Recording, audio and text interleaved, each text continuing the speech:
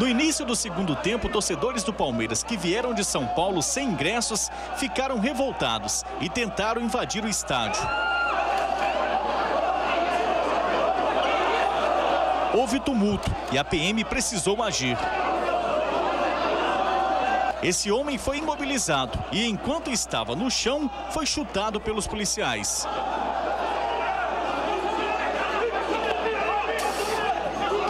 Esse PM também deu tapas no rosto do torcedor.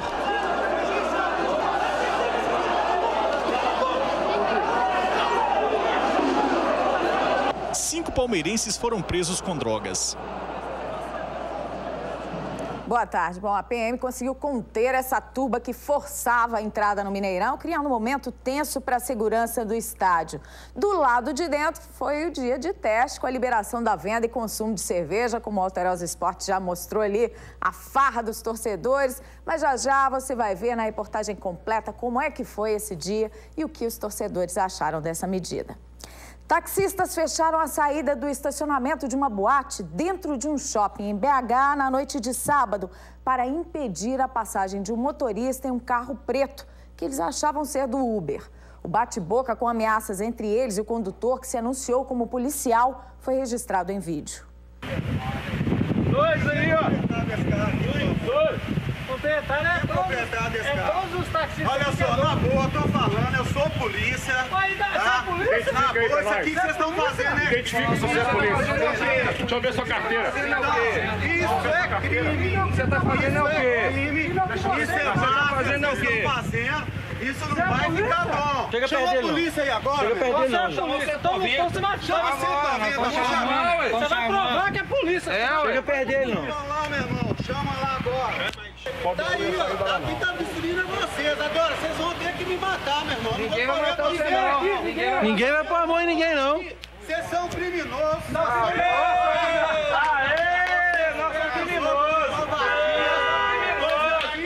Vocês vão ter que fazer mesmo. Vocês vão ter que me matar, porque eu não vou correr.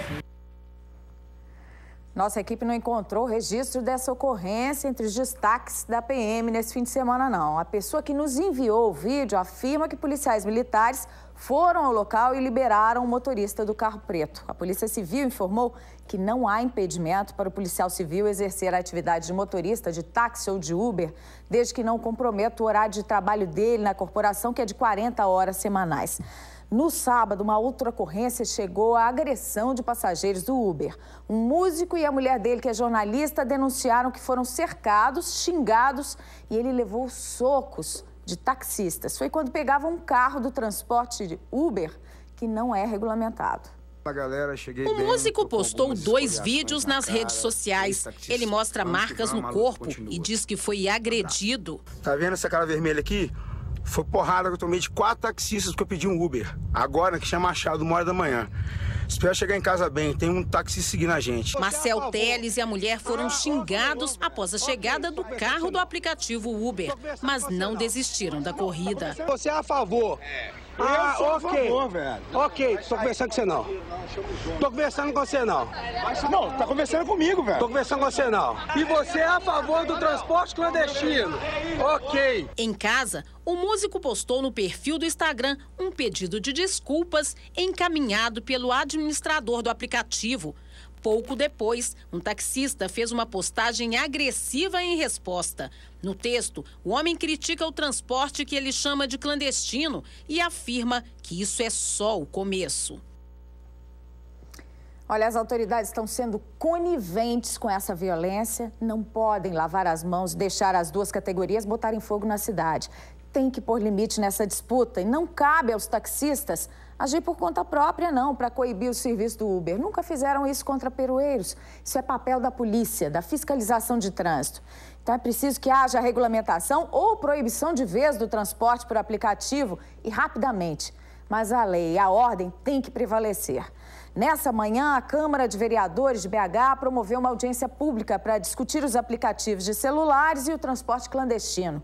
Foi criada uma comissão para resolver o impasse entre taxistas e Uber. Os taxistas lotaram o plenário da Câmara e protestaram o tempo todo. Andréia Leal, gerente de relações governamentais da Uber, foi a primeira a falar sobre muitas vaias. Taxistas ficaram de costas enquanto ela falava. Andréia defendeu que a falta de regulamentação do serviço não representa ilegalidade. A gente quer discutir regulamentação. Ninguém nega que existe necessidade de regulamentar. É uma opção a mais, tanto para o usuário, para o cidadão, quanto para o motorista que quiser trabalhar. Em nenhum lugar do mundo em que a Uber está, o táxi deixa de existir. Os dois sistemas se complementam. O presidente do Sindicato dos Taxistas pediu que os vereadores aprovem a regulamentação de aplicativos que são usados apenas para chamar os táxis. A verdade vai prevalecer. E essa casa assumiu conosco de que aqui qualquer aplicativo que queira intermediar a corrida, que não seja parte fim do táxi, não será aprovado nessa casa. A PM diz que está fiscalizando o transporte irregular, baseado no Código de Trânsito Brasileiro. Não há previsão de prisão daquele que está realizando aquele transporte irregular. O diretor da BH Trans diz que os quase 7.000 táxis atendem à demanda na capital, mas ressaltou a importância da discussão. Penso que o melhor caminho é o caminho que é típico dos mineiros, de construir um consenso envolvendo os níveis de governo legislativo e executivo e buscar a melhor solução para Belo Horizonte. Muito obrigado. O presidente da comissão responsável pelo transporte se posicionou contra a Uber. E não é justo que um aplicativo tenha ingerência dentro do transporte legalizado.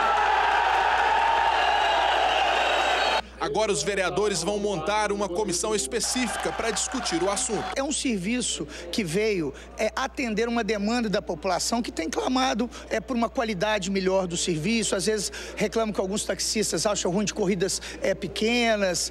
Então, nós da Câmara Municipal de Belo Horizonte vamos estar ouvindo todos os lados, montando uma comissão para, em um prazo bem curto, poder estar regulamentando a situação no município de Belo Horizonte. Foi enterrado nesse domingo no cemitério do Bonfim, em Belo Horizonte, o corpo do estudante assassinado com um tiro no rosto durante uma calourada em frente à PUC, na madrugada de sábado. O velório encheu de amigos, familiares e colegas de faculdade. O Daniel é uma pessoa que a gente não tem o que reclamar dele, nunca teve. E é uma pessoa que nem a própria família sabe qual que é o tom alto de voz dele. É muito triste despedir dele dessa maneira, sem poder ao menos, sei lá, dizer um adeus. Daniel Adolfo de Melo Viana, de 22 anos, foi morto com um tiro no rosto. Segundo testemunhas, o soldador Pedro Henrique Costa Lourenço, de 29 anos, teria esbarrado em Daniel na fila para comprar cerveja neste bar. Em seguida, ele sacou a arma e atirou. As ruas estavam lotadas de estudantes. Depois do crime, Pedro Henrique tentou fugir, mas foi impedido por esse amigo de Daniel. Ele entrou em luta corporal com o atirador e ainda levou um tiro de raspão. Um dos dois amigos esbarrou no assassino, o cara virou, começou a gritar com todo mundo. O Daniel abriu o braço, tipo, sem saber o que está acontecendo. O cara empurrou o Daniel, sacou o revólver e tirou a queima-roupa. O tiro pegou no rosto. Todo mundo abriu o clarão, viu o Daniel caindo. O assassino colocando a arma de volta na cintura, aí ele tentou correr pro meio da multidão, foi a hora que eu corri atrás, que aí eu derrubei ele. Na luta corporal, a arma de fogo ainda disparou mais uma vez. Daniel deixou de passar o final de semana em um sítio na região metropolitana de Belo Horizonte com a família. Ele queria ficar o domingo com o pai aqui na capital. O jovem iria se formar em Direito no final do ano. O rapaz novo, ia fazer 23 anos agora no dia 23, e o pai recebeu um presente desse Dia dos Pais. E, assim, uma coisa assim, não tem nem como explicar o porquê dessa brutalidade toda. O revólver do crime não foi encontrado. Pedro Henrique Costa já tem passagem pela polícia por porte ilegal de arma de fogo. Ele deve responder por homicídio, tentativa de homicídio e porte ilegal. Na delegacia, a família da vítima disse que foi zombada pelo pai de Pedro. A minha sobrinha falou, se o senhor é que é o pai do assassino, falou, não, daqui a pouco ele está saindo aí. Isso foi a declaração do pai dele. Não existe justiça, ou seja, da cadeia todos nós saímos, mas do cemitério, debaixo de 7 palmos de terra, nunca vi ninguém sair. Que tristeza, hein? E a preocupação de que essa arma ilegal continua por aí, ó, sem a polícia ter apreendido.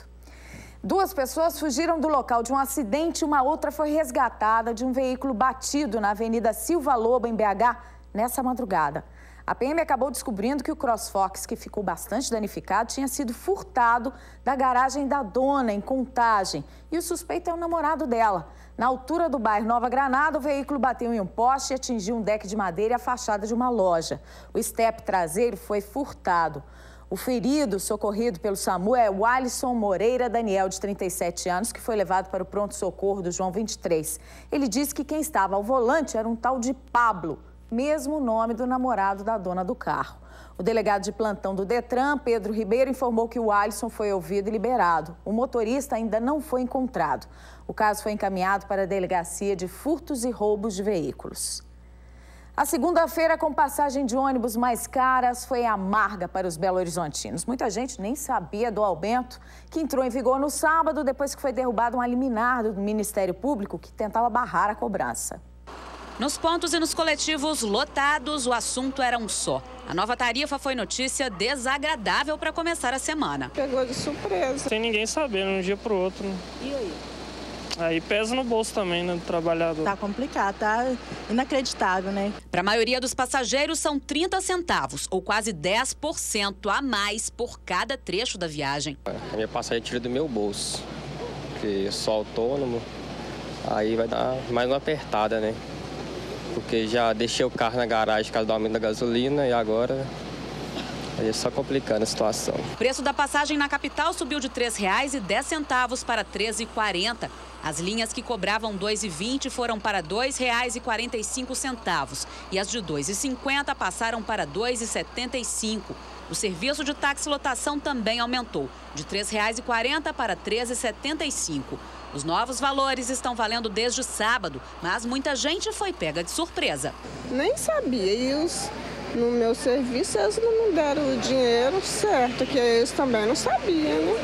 Aí tinha que tirar do meu bolso. E com o susto, às vezes sobra até para o cobrador. Colocou a culpa na gente, né? Falou assim, vocês são... Soltou aqui a palavrão. Eu falei, senhor, eu não sou, eu sou apenas funcionário, eu não sou dona da empresa. O principal questionamento dos passageiros com este segundo aumento das tarifas em 8 meses é que mesmo com passagens mais caras, aqui no dia a dia deles não há mudanças, não há melhorias. Nessa linha aqui, por exemplo, que vai do Nova Sintra em direção ao centro de Belo Horizonte, é raro, nos horários de pico, conseguir algum lugar para se sentar. Todo dia tá cheio. Aí vai um bocado em pé, um bocado sentado, é o jeito, né? Tem dia que não dá nem para sentar. Complicado, com certeza. Mas o problema é falta de ônibus na linha, né? Os passageiros é que tem que andar do jeito que eles querem, não tem como. No lucro das empresas, ninguém tasca. Morreu em Belo Horizonte o bebê de 1 ano que aguardava um transplante de intestino nos Estados Unidos. Há 15 dias, a Justiça havia concedido uma liminar para que a União pagasse a cirurgia, mas a decisão foi tarde demais. Pedro Gomes de Oliveira, o Pedrinho, tinha a síndrome do intestino encurtado com má formação do sistema digestivo. Ele nasceu no dia 14 de julho do ano passado em Eunápolis, na Bahia, e desde o 2º dia de vida estava internado no Hospital Felício Roxo, em Belo Horizonte. Pedrinho era candidato a fazer um transplante de intestino em Miami, nos Estados Unidos. O procedimento custa cerca de $1 milhão e não é feito aqui no Brasil. Em março, quando atingiu o peso necessário, os médicos disseram que essa cirurgia teria de ser feita em no máximo 3 meses. Há 15 dias, a 10ª Vara Federal de Minas Gerais concedeu uma liminar à família para que a União pagasse tudo o que fosse necessário para o procedimento. Mas Pedrinho não conseguiu esperar. Ele morreu de infecção generalizada, com o comprometimento de vários órgãos, principalmente os rins. Essa protelação, né, de conceder uma coisa que a Justiça já determinou é criminosa. Depois de 8 anos banida dos estádios mineiros, a cerveja voltou a ser liberada no jogo entre Cruzeiro e Palmeiras desse domingo no Mineirão. Teve muita gente comemorando a decisão. A volta da cerveja é maravilhosa. Você tomar uma cerveja de leve, curtir com a família, né? Sem briga, todo mundo vai embora feliz para casa, bacana. A venda de cerveja no Mineirão é permitida desde a abertura dos portões até o último minuto do intervalo da partida. No segundo tempo, nada de bebida alcoólica. Seu Marculino é torcedor fanático do Cruzeiro. Frequenta o estádio desde sua inauguração. Desde que a cerveja foi proibida em 2007, ele só acompanhou o time pela TV. Eu tô feliz. Eu já bebi 4 ou 5, sei lá. Trouxe a pessoa para dirigir para mim, para voltar. Mas eu estou muito feliz. Eu fiquei tão feliz que eu vim hoje. Trouxe minha esposa, trouxe a família. Eu acho que o futebol e cerveja fazem parte do contexto. Leonardo também gostou da decisão. Tanto que a gente bebe aqui e depois vai pro campo. Já a esposa dele aproveitou a liberação, mas é contra. Eu acho que a cerveja influencia um pouco no desenvolvimento do jogo, né? A partir da os ânimos um pouquinho. Mas é bom o torcedor ficar atento. Quem gosta da combinação cerveja e futebol não pode descumprir a determinação de beber nas cadeiras e arquibancadas do estádio. Quem desrespeitar pode pagar uma multa de R$ 1.360. Não sabia que podia entrar ali no estádio, eu entrei. Da camisa amarela, número 020, me puxou, me jogou no chão com a cerveja, entendeu? Sem eu saber, falou que me multar. O único problema tá aí. Se liberar, libera geral. Se não for para liberar, entendeu? Não libera. Você tá assistindo o jogo, é gostoso degustar a cerveja da arquibancada. Eu vejo o pessoal fumando na arquibancada. Não pode tomar cerveja? Lá é lugar desse jogo. O lugar de tomar é aqui no lugar de tomar. Lá é olhar para assistir o jogo, sentar lá, na boa. Segundo a polícia, ao final do intervalo, torcedores do Cruzeiro tentaram invadir um bar que havia parado de vender cerveja. Ninguém foi preso. Tem que liberar esse negócio. Esse negócio de restringir o horário para poder... Tem que liberar na arquibancada também? Tem que liberar na arquibancada, cada um sabe o que faz. Como é difícil lidar com multidão, né? Tudo tem limite na vida, tem que respeitar, porque senão não dá para viver em sociedade, não.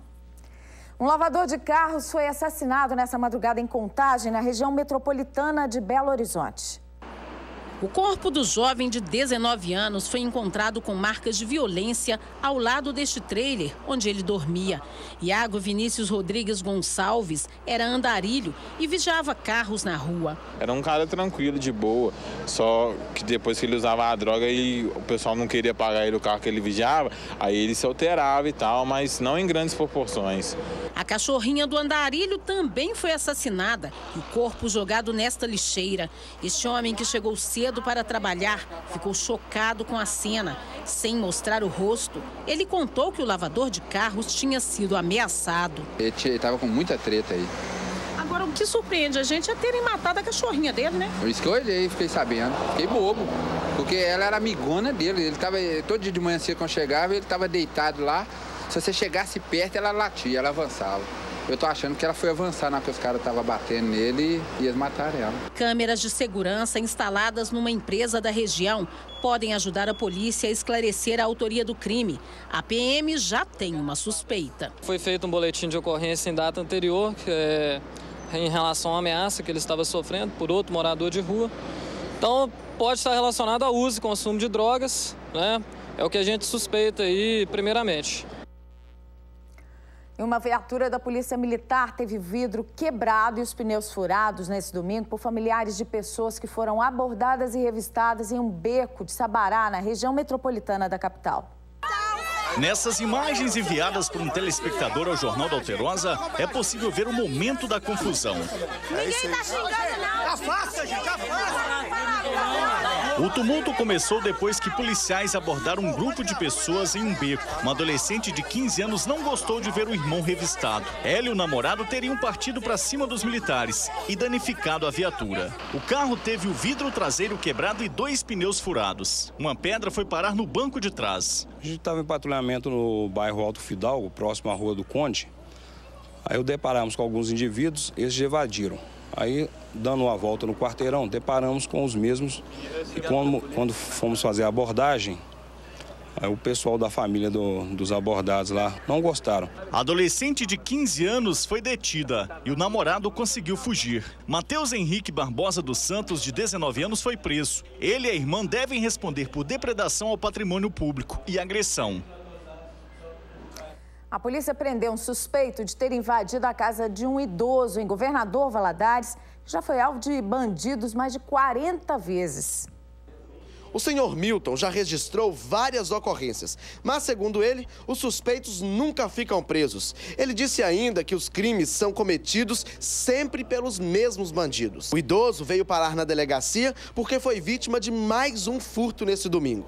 A polícia vai, faz o trabalho, prende, traz e ele é liberado. A casa do seu Milton fica atrás deste muro aqui. Repare que ele teve de aumentar no muro e colocou uma cerca elétrica lá em cima para tentar intimidar os bandidos. Mas isso não aconteceu. O suspeito foi encontrado dormindo bem ao lado dos materiais roubados, lá naquela construção abandonada.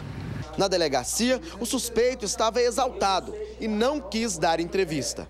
Os policiais conseguiram recuperar os materiais furtados na casa do idoso. Só que ele é conhecido no bairro também, a prática de furto, né? Eu já encaminhei ele aqui à delegacia na quarta-feira passada por furto em outra residência. Foi localizado também a parte do material que ele furtou. Para o delegado, o suspeito confessou o crime e desta vez vai ficar preso. E durante a confissão ele também afirma que já fez isso anteriormente. Ele afirma ter feito outra vez da mesma forma há alguns meses. Que dureza, hein? Em Juiz de Fora, animais foram recolhidos da casa de uma mulher suspeita de praticar maus tratos. Os policiais civis e os representantes de organizações de defesa dos animais se uniram para apurar a denúncia de maus tratos. O endereço é um escadão no bairro Grama. A comissão vistoriou todos os animais que foram encontrados na casa da dona Dalva. A senhora mora aqui há 8 anos. Por que tantos bichos em casa?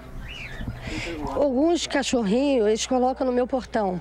Né? Alguns bichos ali, pode ver, tem bichinho aleijado, cachorro que é misturado, né? Eles colocam e a gente vai alimentando os animais. Não tenho coragem de deixar os animais com fome. Os outros são meus, né? Mas meus bichos estão bem cuidados. A senhora já pensou em pedir ajuda para alguma organização, para levar esses animais, para cuidar deles? Porque o espaço da senhora aqui é complicado para ter tanto bicho, né? Então, tem minha varanda para colocar, né? Ali tem um canilzinho. Eu não tenho tanto cachorro assim, né? Como vocês podem ver. E a gente cuida, compra ração boa, vacina os cachorros.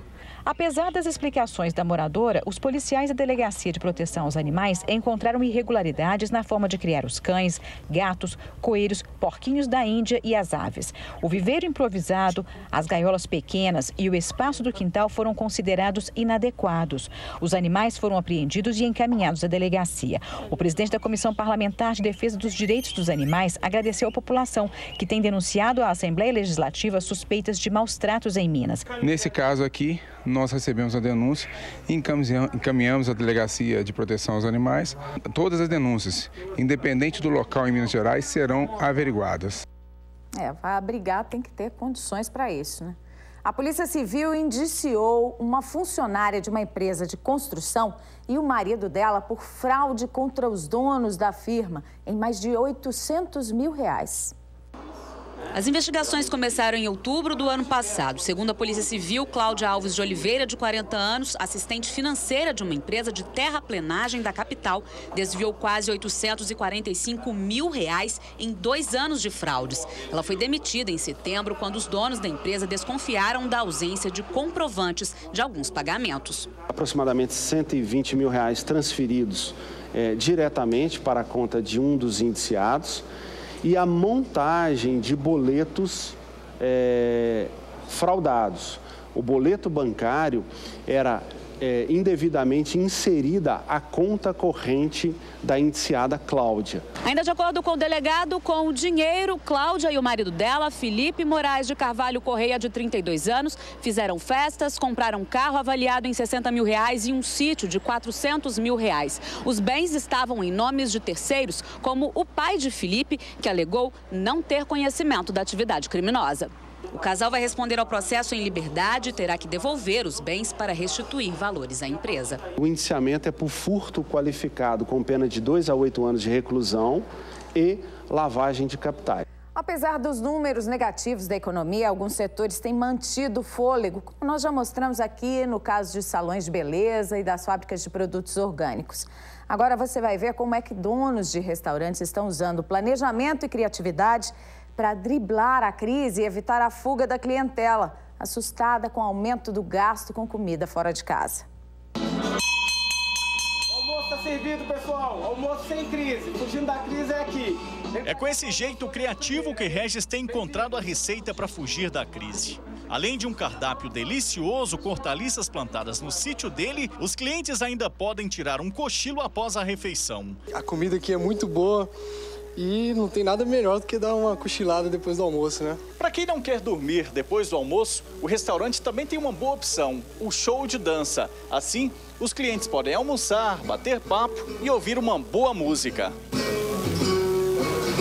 Dá um ar de uma casa noturna num ambiente diurno, um almoço normal de todo dia, num preço legal de todo dia. Então a gente está tentando correr mesmo contra o tempo aí e essa questão da crise acabar, não deixar ela vencer. Nós vamos ganhar dela. Para não perder os clientes, este casal também inovou. O restaurante do Buriti só abria à noite e aos finais de semana. Agora tem almoço diariamente com pratos executivos, buffet de salada liberado e o prato do dia. Fizemos uma pesquisa de mercado, né, e uma expectativa aí de incremento no nosso faturamento, né? Eu acho que nesse momento de crise é a hora que todo mundo tem que tentar diversificar para o cliente não sumir. Com o sucesso da casa, quem teve mais trabalho foi o chefe de cozinha, que contratou outros funcionários. A gente já tinha algumas pessoas que a gente sempre trabalha com ela, mas assim foi um pouco corrido porque a maioria estava trabalhando em algum outro serviço e a gente teve que tirar eles de lá e trazer para cá às pressas. Leonardo é dono deste outro restaurante na Savassi. Para fidelizar o cliente, ele criou este cartão. A gente faz com que as pessoas voltem aqui 5 vezes para almoçar. A cada vez que ela almoça, ela pega um cupom desse e anota o seu peso do prato, 200, 300 gramas. Nós somamos esses pesos e a pessoa pode trocar por produtos em nossa feira, que podem ser tomate, batata, chuchu, moranga. E caso ela não queira fazer a feira, ela pode depositar numa urna que nós vamos doar para a instituição Sara, que cuida de crianças com câncer. É isso aí, criatividade nesse momento de crise. Tem outras informações logo mais nos nossos noticiários de 15 para 7 da noite em todo o estado. Eu volto amanhã depois do Alterosa Esporte. Boa tarde para você.